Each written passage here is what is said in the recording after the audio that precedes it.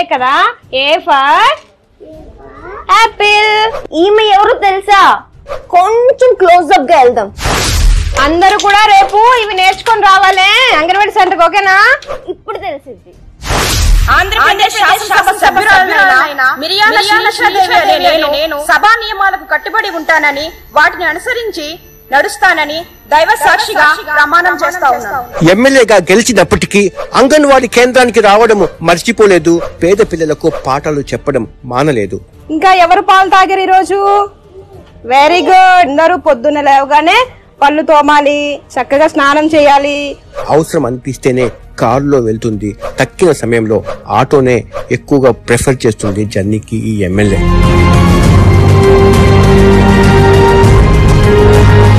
శిరీష నిన్నటి వరకు ఓ సాధారణ గృహిణి, అంగన్వాడీ టీచర్. చాలీ జీతం 11,000తో పనిచేసే అతి సామాన్యురాలు. ఓ రోజు యువకులం పాదయాత్రలో లోకేష్ ని కలిసి రాజకీయాల్లో రావాలని ఉంది, అవకాశం కల్పిస్తారా అని నేరుగా అడిగిందంట. ఎందుకు అని లోకేష్ ప్రశ్నిస్తే అంగన్వాడీ టీచర్ల సమస్యల పరిష్కారం కోసం పనిచేస్తానని చెప్పిందంట.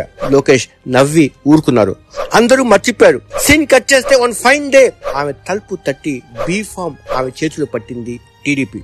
ఆమె గెలిచింది.